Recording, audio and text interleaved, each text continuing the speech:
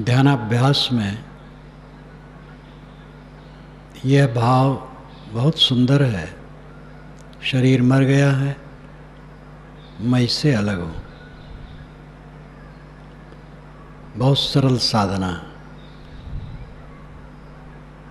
जो इस चीज़ को समझते हों। शरीर मृत ही है। आज मैंने पूरा यही अभ्यास किया, इसी भाव में रहा। मेरा शरीर छूट गया है, लाश है। साधु को ऐसे बैठा देते जैसे मैं बैठा हूँ,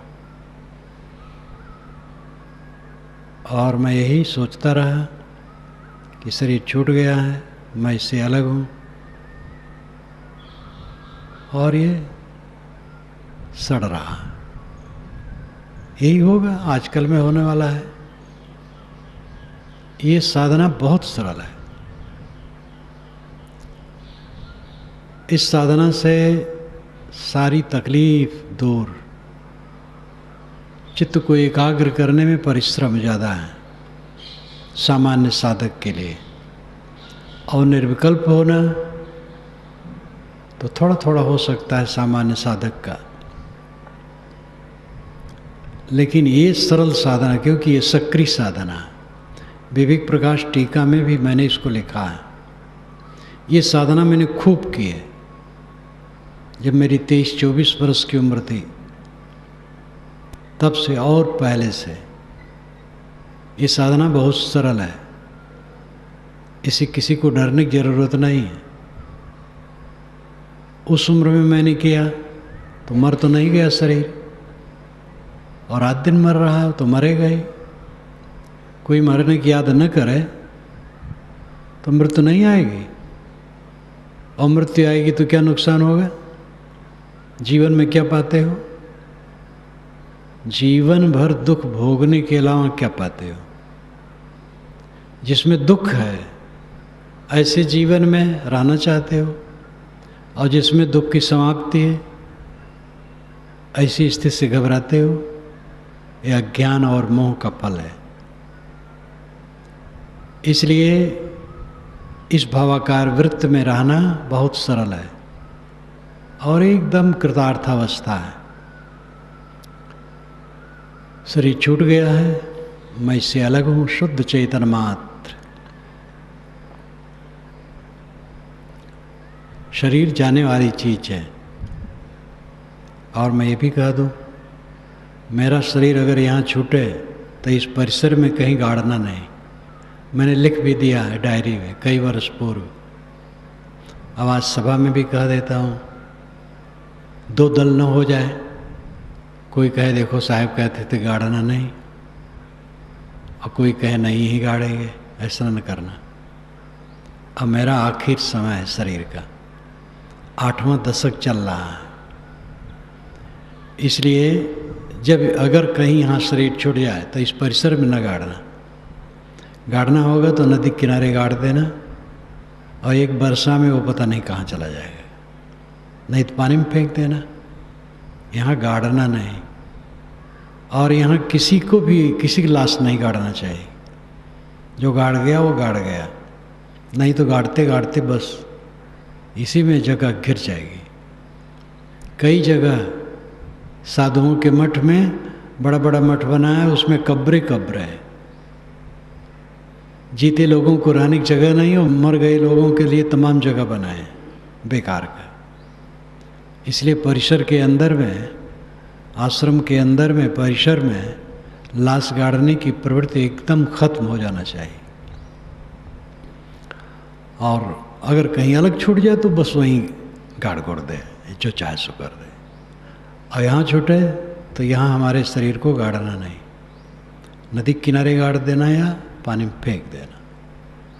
आजकल दाह घर में भी लोग रख देते हैं, छड़ई में सब खाक हो जाता है, जो इलेक्ट्रिक साधन है। इस वास्तविकता को देखना चाहिए।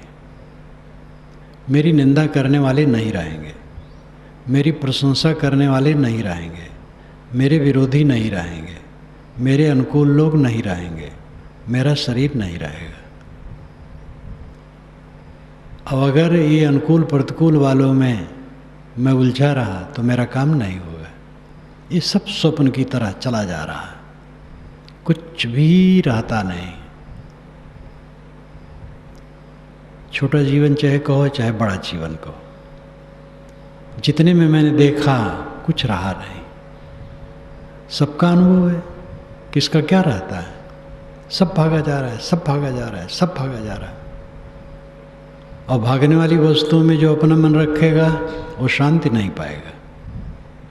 किसी ने हमें बुरा कह दिया, किसी ने हमें बदनाम किया, उसकी समझ वैसी है, वो अपनी कमाई कर रहा है। अगर उनमें से कोई समझ लिया तो उसका हित हो जाएगा, जो नहीं समझेगा वो वीर है, पालता रहे अपने मन में। किसी ने हमारी प्रशंसा की, सेवा की, आदर किया, उसका विचार है, उसकी समझ बदल जाएगी, वो भी बुराई कर सकता है। जिसने बुराई की उसकी समझ बदल जाएगी, प्रशंसा कर सकता है।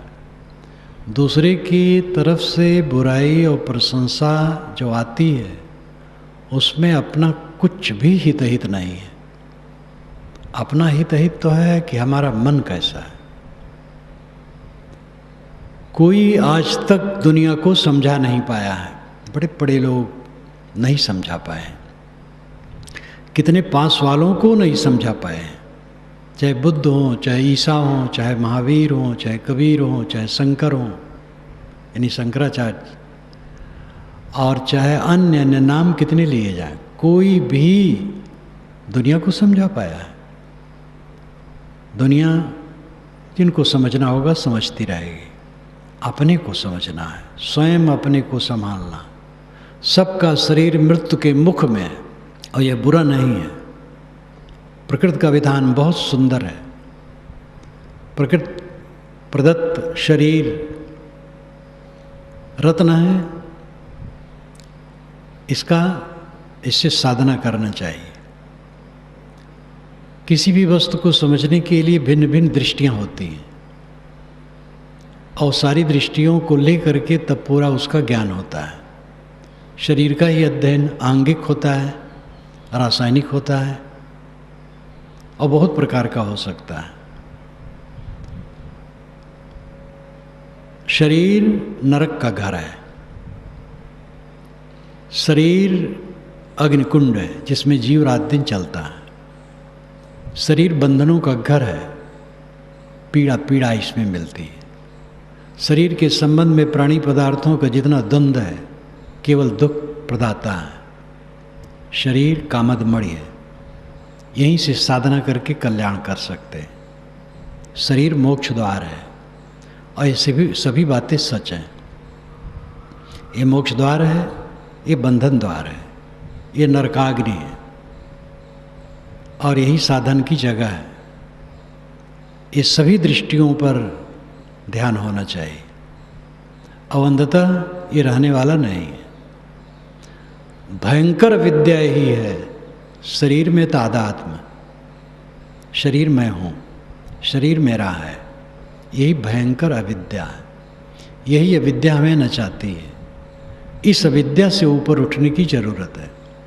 जो सब समय अपने आप को शरीर से अलग देखता है वो कृतार्थ ही है। मुक्ति कहीं लाने की चीज नहीं है।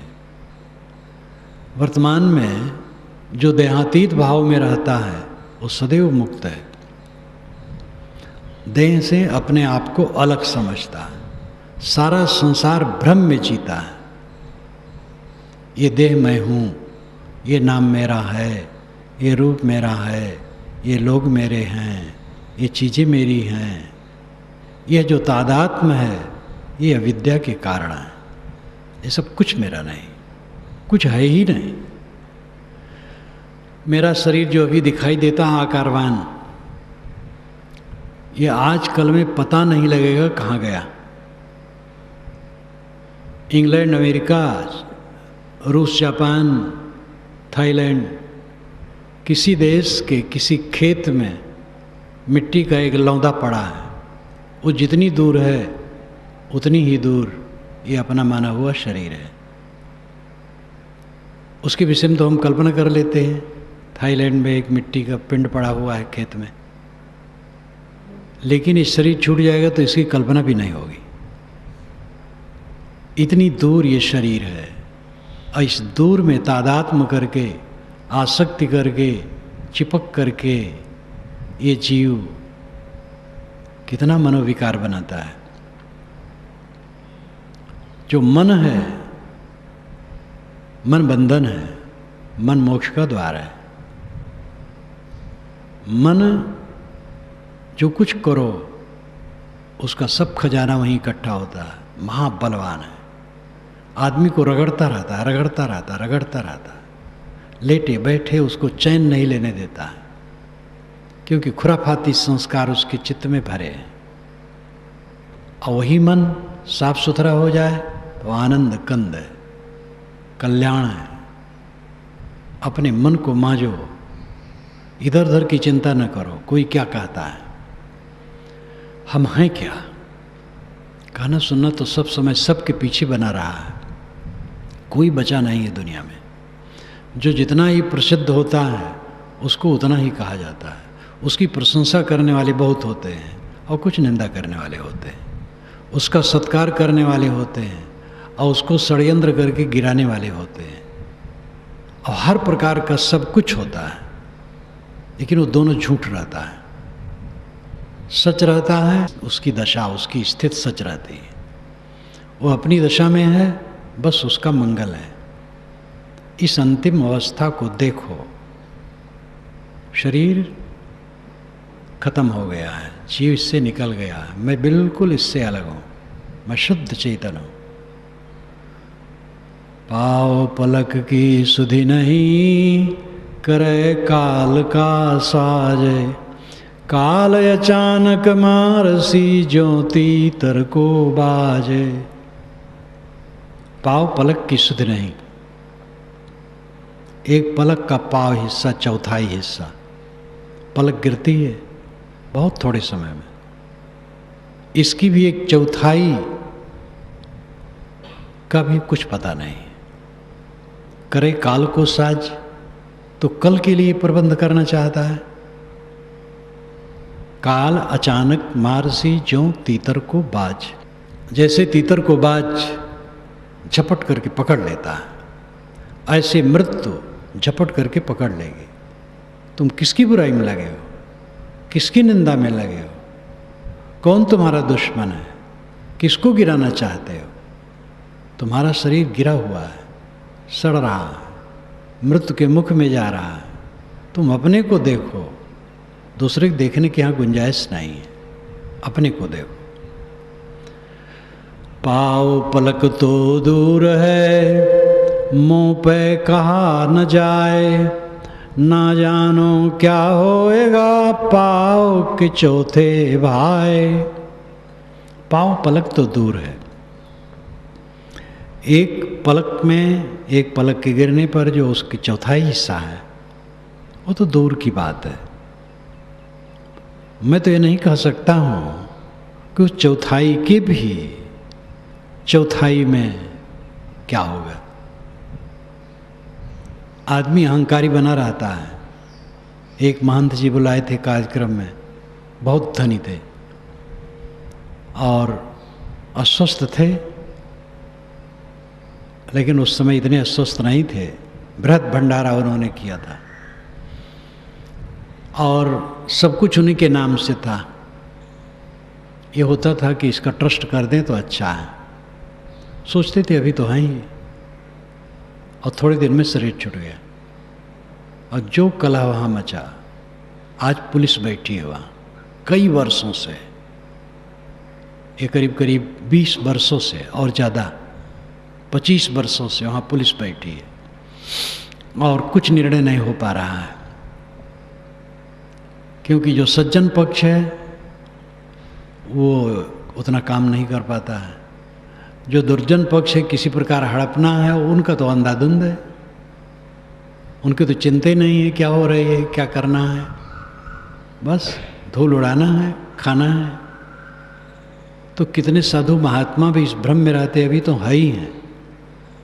आदमी जीवन भर भ्रम में जीता है। शिशु माँ के गर्भ में आया वहीं शरीर छोड़ देता है। कितने शिशु जन्म लेकर के शरीर छोड़ देते हैं। बालक कौमार्य अवस्था में शरीर छोड़ देते, जवानी में, अधेड़ में। तो शरीर तो निरंतर जा रहा है। ऊंचा दिश धोहरा माड़ी चीती पोले, एक गुरु के नाम बिन जम मारेंगे रोले। ऊंचा दिशे धौहरा, धौहरा धौरारा अनेक शब्दों में लोग कहते हैं। तल्ले पर तल्ला, वैसे धूह को भी कहते हैं, ऊंचा टीला, लेकिन यहाँ है भवन। माड़ी चीती पोल, उसमें खूब लिपा पोता गया है, रंग रोगन लगा है और चित्र विचित्र उसमें आकृत बनाए गए हैं। साहब कहते पोल, पोल है उसमें, रहने वाला नहीं है। किलाओं को देखो, आगरा का किला, दिल्ली का लाल किला पर्यटक स्थल है।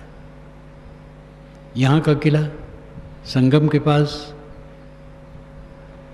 वहाँ पर सेना रहती है, कुछ हिस्सा खोले हैं। अब सुनता हूँ कि और ज़्यादा खोलने का विचार है। तो बड़े बड़े राजे महाराजे जो कहलाते थे उनका भी कुछ नहीं रहा। एक गुरु के ज्ञान बिन जम मारेंगे रोल। गुरु का ज्ञान नहीं ग्रहण किया, यमराज दौड़ करके मार लेगा, तो बीच ही में चेंचे करके रह जाएगा। ऊंचा मंदिर मेड़िया चूना कली ढुलाए, एक कहीं गुरु के नाम बिन जदि तदि पर ले जाए। ऊंचा मंदिर बनाया, मीडिया बनाया। मेड़ी ये गुजराती भाषा का शब्द है, ऊपर तल्ला,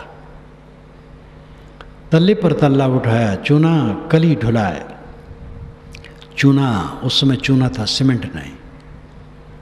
और पुराने इमारतें अभी भी इतनी मजबूत हैं कि सीमेंटेड उतनी मजबूत नहीं रहती। पहले कम विज्ञान नहीं था, कई दिशाओं में इतना सुंदर विज्ञान था। चूना और कली, चूना ईंटा मंगा करके तमाम कलियां, बेल बूटी उसमें ढलवाया गया था। लेकिन गुरु के ज्ञान बिना ये सब शांति देने वाले नहीं। बाहर का ऐश्वर्य, न किसी की झोपड़ी रहती है न महल रहता है, कुछ भी किसी का नहीं रहता। जो कुछ आज प्राणी पदार्थ हैं, 100 वर्ष के बाद ये सब पिस करके मिट्टी में मिल जाएंगे, बीच में मिलते रहेंगे। 100 वर्ष के बाद इनमें कोई नहीं रहेगा। एक आश्रम में जब पहली बार गया, सालपुर आश्रम गोंडा जिला में है, बहुत प्राचीन, पारखी संतों का अड्डा था। उस समय उत्तर प्रदेश में वही सबसे प्रसिद्ध था। जब काशी के श्री राम विलास साहब वहाँ के गद्दी नसीन कवि चौरा के आए, मैं तो उस समय शायद मेरा शरीर जन्मा होगा, सुनता था। तो रगड़गंज बाजार में जब वह गाड़ी से उतरे तो वहीं से जुलूस निकाला गया। इतना लंबा जुलूस, हाथी घोड़े, दरवाजे पर 2 तरफ बाजा बजता था। नागेश्वर बख्त सिंह तालुकेदार उसके भक्त थे। रामफल साहब वहाँ के अच्छे संत थे। रामफल साहब को उन्होंने, नागेश्वर बख्त ने एक गांव भी देना चाहा कि साहब आपके नाम से एक गांव लिख दो। तो उन्होंने कहा तुम्हारे तो बहुत गांव हैं, तुम सुखी हो कि मैं सुखी हूँ? कहे साहब आप सुखी हैं। तो कहे हमें गांव लिख करके क्या करोगे? रामफल साहब बहुत वैरागवान पुरुष थे।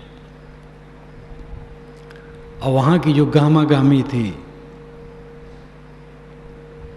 उजड़ जाने पर मैं गया और ये बात 68-67 हो, तो वहाँ पर ताला बंद था। जो महान थे वहाँ से चले गए थे। ताला पकड़ा गया तो जैसे चिपकाया था खुल गया। अंदर में चूहों की लेड़ी थी। आश्रम में झाड़ू लगाया गया, गांव के पास से आटा आया, आलू आया, रोटी सब्जी बनाए खाए। एक चित्र टंगा था संतों का, ग्रुपिंग चित्र। एक चित्र को बताए कि ये जीवित हैं और सब मर चुके हैं। सब काल के मुख में है, सब कुछ काल के मुख में है, कुछ किसी का रहने वाला नहीं है। इस बात को सोचने वाले के मन में कोई पीड़ा नहीं होती। जो अपने शरीर को सब समय मरा हुआ देखता है, कौन सी पीड़ा होगी? शरीर ही के लिए सारा उपद्रव किया जाता है, और शरीर ही को जो अपने शरीर को मरा हुआ देखता है उसको कोई पीड़ा नहीं होती। जैसे सांप की बाबी पर सांप का खोल पड़ा रहता है, जिसको केचुल हम लोग कहते हैं। ठंडी में वो प्राय केचुल निकलती है। सांप निकल गया, केचुल पड़ी है। इसी प्रकार विवेकवान इस देह से अपने आप को निकाल लेते हैं। ये मिट्टी के भूमंडल पर एक मिट्टी का लौंदा ये भी पड़ा है, जब टूट जाए टूट जाए। अपने आत्मा को शरीर से उसी प्रकार विवेक द्वारा निकाल लो जैसे मूंज में से सीख निकाल लिया जाता है। देह और आत्मा की भिन्नता का गहरा चिंतन करो। देह को चित्त से धूल कर दो। धूल है, साहब ने क्या कहा? झूठ झूठा के डार हो, मिथ्या यह संसार, ते कारण मैं कहता हूँ जाते हुए उबार। झूठा है, झूठा करके छोड़ दो। मैं इसलिए कहता हूँ जिससे तुम्हारा उबार होया, तुम पच रहे हो इसी में, देहाभिमान में पच रहे हो, नाम अभिमान में पच रहे हो। तो कोई तुम्हें कुछ कह दिया है, उसमें घुल रहे हो। तुमसे कुछ गलती हो गई है, उसमें घुल रहे हो। गलती हो गई, फिर गलती ना करो, छोड़ो। गलती सोचो भी मत, हो गई गलती, अब गलती ना करो। जो सूरवीर पुरुष हैं कि गलती करते हैं और उनको कोई फर्क नहीं पड़ता है, वे दिग्विजयी हैं। उनको अपना वैसे रहने दो, उनकी चिंता न करो। जिसको अपनी त्रुटियों पर ग्लानि होती है उसका कल्याण होता है। जो त्रुटियों में अहंकार रखता है उसका विनाश होता है, वो पतित होता है, उसका सुधार कभी नहीं हो सकता है। साधक है, त्रुटि हुई गलान करके छोड़ दे। शरीर भुलावन घर है, भ्रम में आदमी पूरा जीवन जीता है, पता नहीं कहाँ भटक जाए। सब आदमी शराब पिए और बदहवास है, पता नहीं कब क्या कहें क्या करें। वही बदहवासी हमारे में आ सकती है। इसलिए हमसे कोई त्रुटि हुई है उसको ग्लानपूर्वक छोड़ दो। अब उस पर बराबर ग्लान न करो। बराबर ग्लान करोगे तो तुम्हारी आत्मा बैठ जाएगी। जो एक एक क्षण आनंद में जीने का है उसको घुल घुल करके न जियो, पश्चाताप करके न जियो। कहीं मोह है, अच्छा लगता है, उसके स्मरण में न जियो। अनुकूल प्रतिकूल ये दोनों झूठे हैं। अच्छा किए हो उसके पुलकाव में न रहो। अपना कर्तव्य है, अच्छा करना चाहिए। सेवा कर दिए, किसी की उपकार कर दिए, सेवा करना ठीक है। हमें सेवा सबसे मिलती है, हमें भी दूसरे की सेवा करनी चाहिए। उसके पुलकाव में न रहो। जो गलती हो गई हो उसको दिल से निकाल दो, फिर गलत वैसा न करो। और जो अच्छा हो गया हो फिर अच्छा करो, अवसर आवे तो उसके भी पुलकाव में न रहो। अपना मन कहीं ना अटके, कहीं न चिपके, यही जीवन मुक्ति है। जीवन मुक्ति कोई आकाश की चीज़ है। साहब ने कहा जियत न तर्यो मोए का तरी हो, जियत ही जो न तरे। इतना बड़ा विस्तार, भूमंडल, हवाएं, सूरज का प्रकाश, वृक्ष वनस्पतियाँ, पेड़ पौधों से भरा हुआ वातावरण, लोग, गांव नगर, नदी झरने, समुद्र, आकाश, तारे, ये सारा वैभव प्राप्त है। ये रोने की जगह नहीं, रोने के लिए नहीं, हंसने के लिए। सदैव आनंदित रहो, सदैव आनंदित रहो। हंसने से कोई आनंदित नहीं रहेगा। हंसना तो कोई भी कर सकता है, हंसना चाहिए समय से, फिजूल नहीं, और मर्यादा होती है। साधु का हंसना और भी संयमित होना चाहिए। साधु भी विनोद करता है, उसका विनोद उसके ढंग से होता है। अंदर से सब समय आनंदित रहो, और अंदर से आनंदित तभी रहोगे जब मैल मन का बिल्कुल धुला रहेगा। आसपास में मत देखो, कोई अपने मैल को जमा किए है, वो वीर है, जमा करने दो, वो फल पाएगा। आप अपने मल को निकालो, अपने अपने से संबंध है। इतने लोग यहाँ हैं, कब तक रहेंगे? एक एक खिसकते चले जाएंगे। वैसे भी खिसकते हैं, जानते ही हैं कि लोग आते हैं उत्साह में, कुछ दिन रहते हैं और कुछ लोग चले जाते हैं, कुछ लोग ठहर जाते हैं, कुछ लोग बहुत दिन के बाद चले जाते हैं, कुछ लोग जीवन भर साधना करते हैं और ठीक से रहते हैं और शरीर छोड़ते हैं। इस ढंग से भी जाते हैं और शरीर छोड़ करके भी जाएंगे, कोई रहने वाला नहीं है। इसलिए किसी को लेकर के भी अपने मन में कुछ भी नहीं होना चाहिए। अपना मन हल्का फुल्का, आनंदित, सब समय सबसे छुटा हुआ, निर्मल रहना चाहिए। चाहे कोई घर गृहस्थी में हो और चाहे साधु समाज में हो। मनुष्य सब मनुष्य हैं, स्त्री हो, पुरुष हो, गृहस्थ हो, विरक्त हो, मूलतः सब मानव हैं। जिस मानव का मन निर्मल रहेगा, रागत द्वेष विहीन रहेगा, न्यूट्रल रहेगा, निष्पक्ष रहेगा, आनंद कंद रहेगा, वही समझदार है। और जो अपने मन को राग द्वेष में उलझाए रहेगा, कला में उलझाए रहेगा, दुनिया के प्राणी पदार्थों में चिपकाए रहेगा, उसका आज ही नरक है, आगे भी नरक होगा। इसलिए हमें अपने आप को संभालने की आवश्यकता है, खूब तत्परतापूर्वक। ऊंचा महल चुनाइया सुवरन कली ढुलाए, वह मंदिर खाली पड़े रहा मसाना जाए।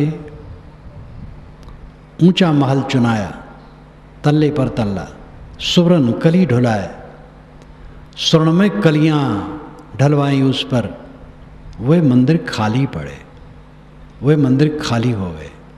कौवा बैठते हैं, पक्षी बैठते हैं, रहा मसाना जाए, वह स्वयं शमशान में जाकर के लेट गए। बड़े बड़े राजे महाराजे बादशाहों के कब्रों पर दीपक नहीं जलता है। दीपक जले भी तो कोई उनका लाभ नहीं है, लेकिन पीछे वाले उपकार मानेंगे, ये करेंगे, वो करेंगे, वो सब भी झूठ है। जो अपने को सब समय आनंद कंद रखे वही सफल है। मेरे शरीर का कोई क्या करेगा? शरीर का क्या करेगा? शरीर तो सड़ी है। हमारे एक बड़े गुरु भाई थे, तिलक साहब, जब ये शरीर घर में था, परिवार में, वे गए, बूढ़े थे, विद्वान थे, पंडित थे पहले के, फिर गुरु जी की शरण में हो गए थे, साधु। अब विद्वानों की भाषा अपनी होती है, व्याकरण में निपुण थे, तो कहें बेटा शरीर, शरीर और रा रमैया रामचेतन है, ओकरे बाद सरी, सड़ी, ये शरीर सड़ी है, सरी है, और रमैया राम रम रहा, इसलिए शरीर, और जहाँ रा निकला अंत वाला तो रह गया सड़ी। ये सड़ी है, देह सड़ी है। जो देह को अपने से अलग देखता है, मरा हुआ देखता है, सड़ा हुआ देखता, साधक बैठे कल्पना करे ये छूट गया है, इसमें लोने पड़े हैं, ये सड़ रहा है, सूख गया है, हवा में उड़ रहा है, इसके अंग अंग बिखर रहे हैं। देखो एकदम कृतार्थ अवस्था, ये जला दिया गया है, राख हो गया है।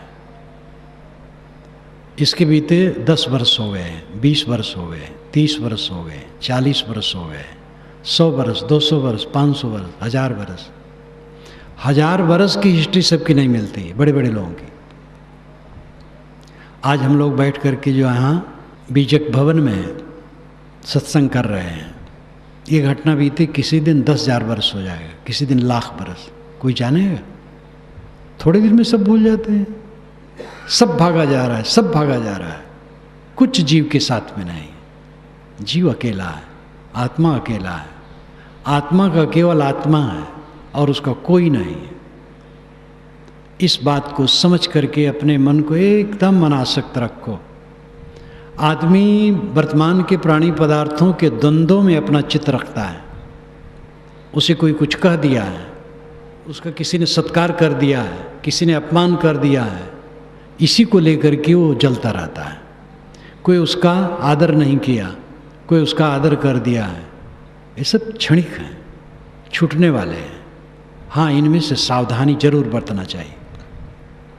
जहाँ से विघ्न हो, बाधा हो, हट के रहना चाहिए। जहाँ अशांति मिले वहाँ से हट जाना चाहिए। ये ठीक है, कुसंग का त्याग रखो, लेकिन हर जगह कहाँ तक हटते जाओगे? पत्नी ने कुछ कह दिया, कहाँ हट के जाओगे? कह दिया फिर ठीक हो जाएगी, समझा लो। और भाई ने कह दिया, किसी ने कह दिया, साथी ने कह दिया, फिर समझ जाएंगे। हाँ, कोई विशेष बात हो तो हटो। तो कुसंग त्याग करना ठीक, समाधान करना ठीक, लेकिन अपने मन में मैल जमा न रखो। निर्मल मन, सब समय निर्मल मन। इस शरीर को मृत रूप में देखो, आप शुद्ध बुद्ध हो। शारीरिक जीवन क्षणिक है, आत्मिक जीवन अनादि अनंत है। आत्मा नित्य है, आज नहीं कल भी मैं था, 10 वर्ष पूर्व था, 20 वर्ष पूर्व था, 50 वर्ष पूर्व था, 60 वर्ष पूर्व था। ऐसे ये शरीर के न रहने पर भी था और शरीर के न रहने पर भी रहूँगा। आत्मा नित्य है, ध्रुव है, सत्य है। इसलिए अपने आत्मा की अमरता को देखो, शरीर की नश्वरता को देखो और विवेक से अपने आप को इसमें से सब समय निकाले रहो।